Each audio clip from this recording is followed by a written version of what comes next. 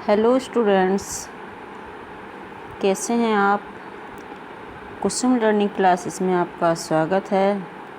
आज का हमारा टॉपिक है measures of central tendencies. Measures of central tendency में क्या होता है? मीन, मीडियन, मोड, 3 मापक हैं। केंद्रीय प्रवृत्ति के 3 मापक हैं। मीन यानी कि माध्य या मध्यमान, मीडियन मध्यांक या मध्यिका, एंड थर्ड मॉड यानी कि बहुलांक। सबसे पहले इन सब को पढ़ने से पहले हमारे ये जानना ज़रूरी है कि मेजर्स ऑफ सेंट्रल टेंडेंसीज यानी कि केंद्रीय प्रवृत्ति के मापक क्या होते हैं, इसका क्या अर्थ होता है। तो सबसे पहले हम इसका अर्थ पढ़ते हैं कि आंकड़ों का अध्ययन करते समय अध्ययनकर्ता इस बात में रुचि रखता है कि उसे अपने समूह की प्रवृत्ति को जानने के लिए केवल एक ही मापक की सहायता लेनी पड़े। इस प्रकार की मान्यता को ही केंद्रीय प्रवृत्ति के नाम से जाना जाता है। यानी कि कोई भी रिसर्चर है और वो अपनी रिसर्च करने जा रहा है तो उसके लिए ज़रूरी है कि वो कोई भी काम करने के लिए एक ही ऐसा मापक चूज़ करे कि जिसकी सहायता से उस समूह की प्रवृत्ति पता चल जाए। तो इस प्रकार की मान्यता को ही केंद्रीय प्रवृत्ति कहते हैं। केंद्रीय प्रवृत्ति के अर्थ को स्पष्ट करने के लिए मान लीजिए कि 5 विद्यार्थियों के प्राप्तांक 10, 11, 9, 12 तथा 13 हैं और ये प्राप्तांक देखने में एक दूसरे से तो भिन्न अवश्य प्रतीत होते हैं, लेकिन फिर भी इनमें एक ही प्रकार की केंद्रीय प्रवृत्ति पाई जाती है। कहने का मतलब है कि इन 5 प्राप्तांकों में एक प्राप्तांक ऐसा है जिसके इर्द गिर्द शेष अन्य 4 प्राप्तांक केंद्रित हैं। अब हमने प्राप्तांक 11 लिया और प्राप्तांक 11 को वृत्त के केंद्र में इस प्रकार स्थित कर दिया कि जो शेष 4 प्राप्तांक हैं वो इसके इर्द गिर्द ही रहें। तो हमें ऐसा प्रतीत होता है कि ये चारों प्राप्तांक केंद्र में स्थित प्राप्तांक के ही आसपास हैं या चारों प्राप्तांक केंद्र में स्थित प्राप्तांक की ओर आना चाहते हैं। हम साधारण शब्दों में ये भी कह सकते हैं कि कुछ प्राप्तांक तो 11 से छोटे हैं तथा कुछ 11 से बड़े हैं, क्योंकि हमने क्या प्राप्तांक लिए 5, 10, 11, 9, 12 और 13। तो 10 11 से छोटा है, 9 11 से छोटा है, 12 13 11 से बड़े हैं। तो इस प्रकार सांख्यिकी भाषा में आंकड़ों की इस प्रवृत्ति को हम केंद्रीय प्रवृत्ति कहते हैं। अब आता है केंद्रीय प्रवृत्ति के मापक। केंद्रीय प्रवृत्ति के मापक क्या हैं? केंद्रीय प्रवृत्ति के 3 मापक हैं: माध्य या मध्यमान, बहुलांक, मीडियन और मध्यांक, मीडियन, बहुलांक, मोड। Mean, median, mode. अब आता है मध्यिका। क्या है मध्यिका? यानी कि मीडियन। अब सबसे पहले तो हम इसकी डेफिनेशन पढ़ेंगे कि मध्यिका होती क्या है। प्रोफेसर बाउले के अकॉर्डिंग मध्यांक श्रेणी में उस पद का मूल्य है जो कि विवरण को 2 बराबर भागों में बांटता है। अब जैसे यहाँ पर दे रखा है 1, 2, 4, 7, 8, 9, 18, 17।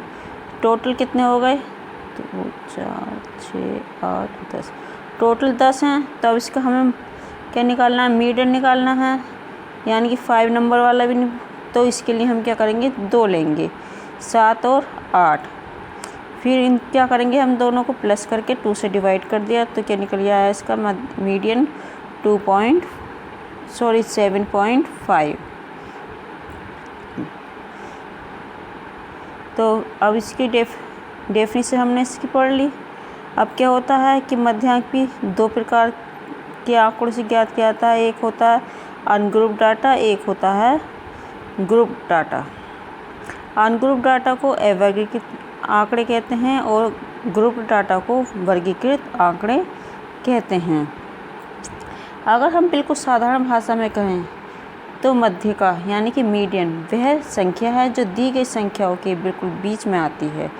ये ऐसी संख्या है जो इस समूह के बड़े भाग को समूह के छोटे भाग से अलग करती है। अगर मान लो जैसा कि यहाँ पर हमने देखा कि 10 संख्या है तो इसका बीच का 7 हो गया, लेकिन अगर 11 होते तो हम इसका ले लेते 6 नंबर, तो बीच का निकल आता। तो इसके लिए हम इस क्या करेंगे, 2 नंबर लेंगे, 3 आगे के छोड़ देंगे, 3 पीछे के, बीच के 2 नंबर लेंगे, तब हम उसकी मध्यिका निकालेंगे।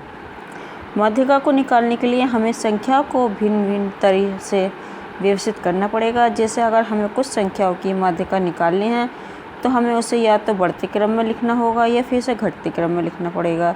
जब हम इन संख्याओं को ऐसे व्यवस्थित कर देंगे तो उसके बाद जो उनमें सबसे बीच की संख्या होगी वही इन संख्याओं की मध्यिका कहलाएगी, जैसा कि यहाँ पर दिखाया गया है। अब आता है मध्यिका का सूत्र। अब ये किसके लिए हैं, ये सम संख्या के लिए हैं। ऊपर देखा कि मध्यिका सबसे बीच वाली संख्या होती है। इसका सूत्र क्या है, यहाँ पर दिया हुआ है।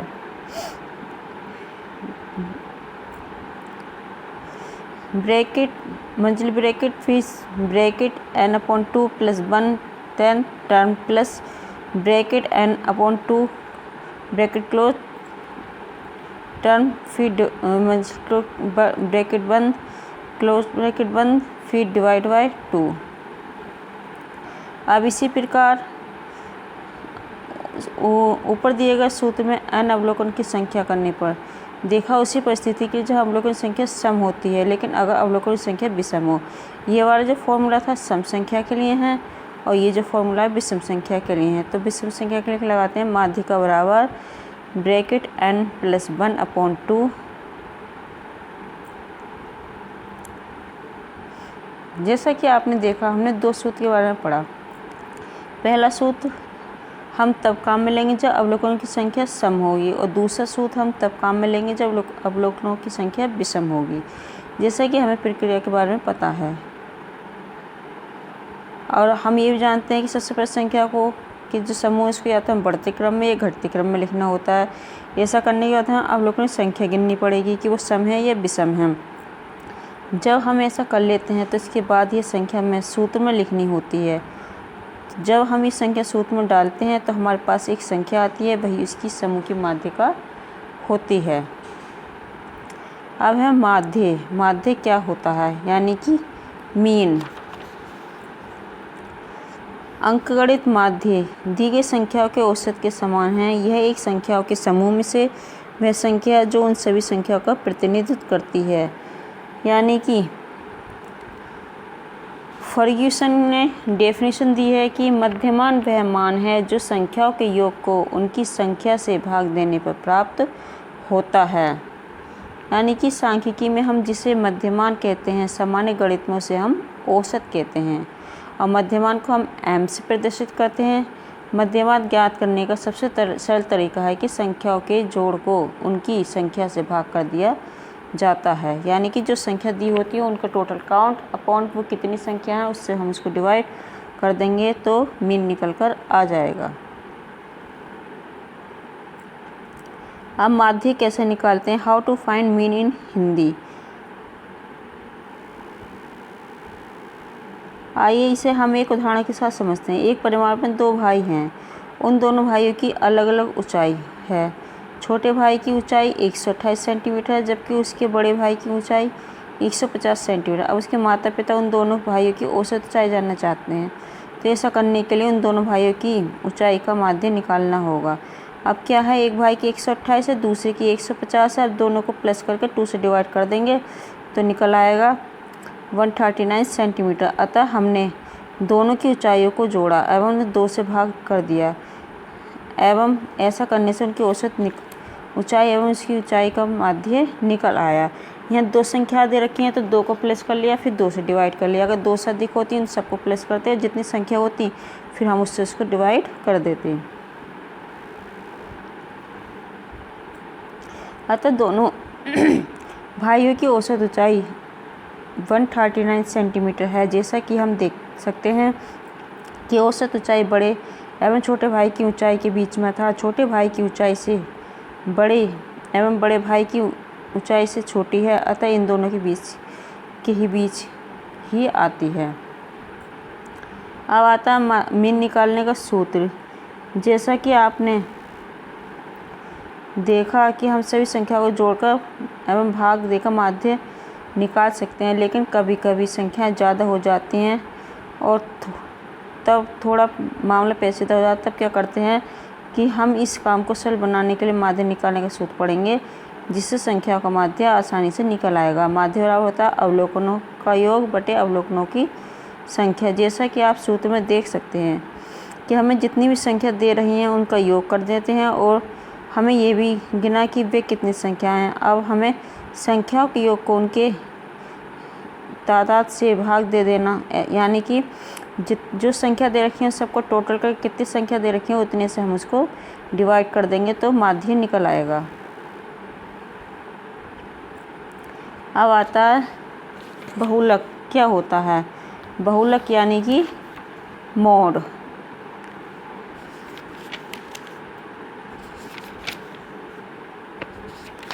इसके लिए क्या करेंगे, हम यहाँ पर एक फॉर्मूला दे रखा है। सबसे पहले तो हम ये जानेंगे कि बहुलक होता क्या है। बहुलक को हम क्या कहते हैं? बहुलक को हम इंग्लिश में क्या कहते हैं? मॉड कहते हैं। अब मॉड कैसे निकालते हैं? अब जैसा कि क्रो एंड क्रोनेस की डेफिनेशन दी है कि प्राप्तांकों के समूह में जिस अंक की आवृत्ति सबसे अधिक होती है बहुलांक कहलाते हैं। यानी कि the score in a given set of data that appears most frequently is called the mode and is represented by the symbol MO। कैनी के अकॉर्डिंग प्राप्तांकों के समूह में जिस प्राप्तांक की आवृत्ति सबसे अधिक होती है उसे बहुलांक कहते हैं। अब जैसे यहाँ पर क्या दे रखा, नंबर दे रखे हैं 10, 20, 15, 20, 25, 30, 35, 20, 20, 30, 15। अब इन्हें हम किस में बढ़ते हुए क्रम में लगाएंगे 10, 15, 20, 25, 30, 35। अब हमने देखा 10 कितनी बार आया, एक्स से इसको रिप्रेजेंट कर रहे हैं कि एक बार आया। 15 पे 2 एक्स है 2 बार आया। 20 पे 4 एक्स है 4 बार आया। 25 पे 1 एक्स है 1 बार आया। 30 पे 2 एक्स है 2 बार आया। 35 पे 1 एक्स है 1 बार आया। तो इसमें सबसे ज़्यादा बार क्या आया, जो संख्या दे रखी है इसमें सबसे ज़्यादा बार 20 आया। दी गई संख्या में बहुलक ऐसी विशेष प्रकार की संख्या होती है जो सबसे ज़्यादा बार दोहराती है। हम ऐसा भी कह सकते हैं कि बहुलक एक ऐसी वैल्यू है जो अवलोकनों के समूह सबसे ज़्यादा बार दोहराई जाती है। इसे हम सबसे ज़्यादा आवृत्ति वाली संख्या कहेंगे। ये सांख्यिकी में एक बहुत ही महत्वपूर्ण उपकरण है जिससे हमें विभिन्न उत्तर मिलते हैं। कभी कभी ऐसा भी होता है कि एक संख्या के समूह में एक से ज़्यादा बहुलक भी हो सकते हैं, तो इसका मतलब होता है कि कभी कभी किन्हीं दो संख्याओं की समान आवृत्ति भी हो सकती है।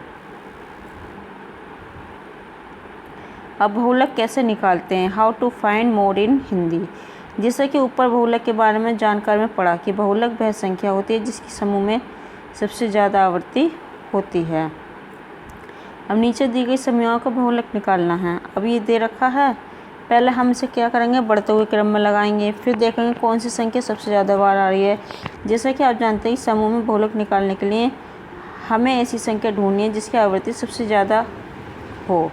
ऐसी संख्या ढूंढना बहुत आसान है। हम सीधे देख सकते हैं कि समूह में 11 ऐसी संख्या है जिसकी सबसे ज़्यादा आवृत्ति हो रही है, तो 11 इस समूह का बहुलक है।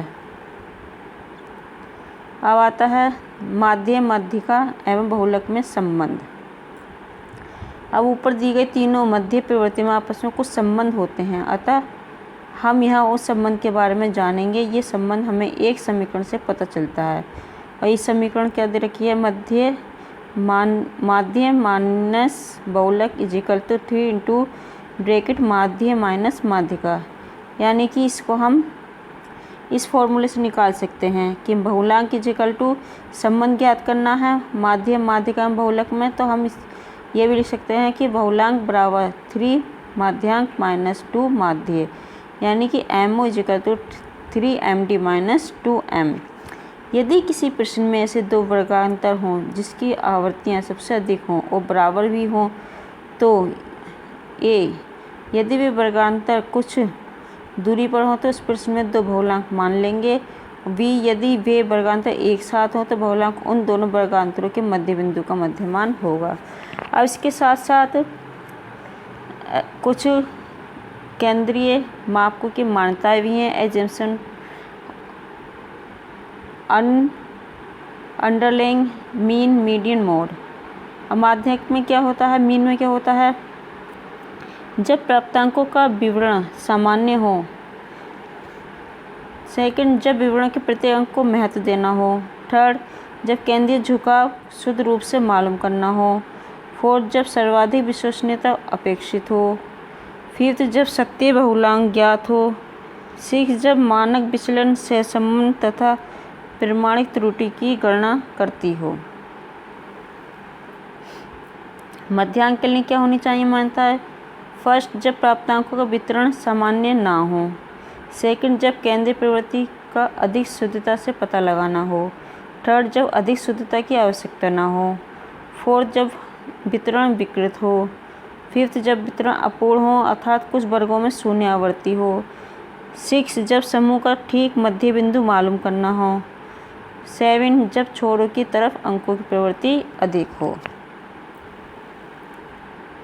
बहुलांक की मान्यताएं क्या होती हैं। फर्स्ट, जब केंद्रीय प्रवृत्ति का शीघ्रता से अनुमान लगाना हो। सेकंड, जब प्राप्तांकों का विवरण सामान्य ना हो। थर्ड, जब वितरण अपूर्ण हो। फोर्थ, जब केंद्रीय प्रवृत्ति के विशेष मापक का ज्ञान प्राप्त करना हो। फिफ्थ, जब केवल निरीक्षण मात्र से केंद्रीय प्रवृत्ति की गणना करनी हो। सिक्स, जब केवल साधारण प्रकार के केंद्रीय मान से काम चल जा सकता हो।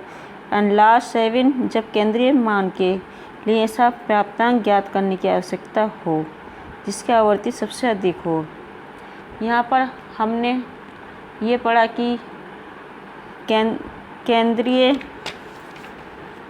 प्रवृत्ति के मापक यानी कि मेजर्स ऑफ सेंट्रल टेंडेंसी कौन कौन सी हैं। इसके 3 मापक पढ़ लिए, मीन, मीडियन, मोड।